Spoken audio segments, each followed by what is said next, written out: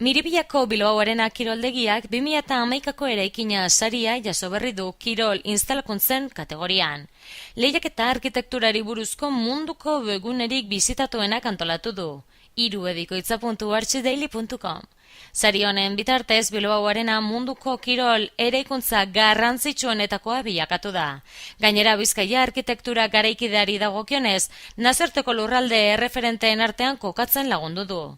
Miribillako Bilbao Arenaren instalakuntzetan batera egindako prentsaurrekoan, bai agintariek bai ACI Xatei Domen ordezkariek oso positibotza jo dute aintzatezpen berri honek Bizkairako eragindako ekarpen handia.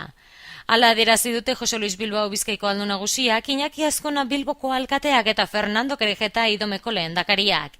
Haiekin batera, Javier Pérez eta Nicolas Espinosa arkitektoak egon dira. Eraikina beste obra batzuk gaindituz izan da saritua. Esate baterako, Londresko ur-zentroa, Kolonbiako Medellin hirian dagoen laukirol agertokia, Portugaleko Poboasa udalerriko udal igerilekuak eta Ameriketako Estatu Batuetako San Frantziskoko airearen etxea.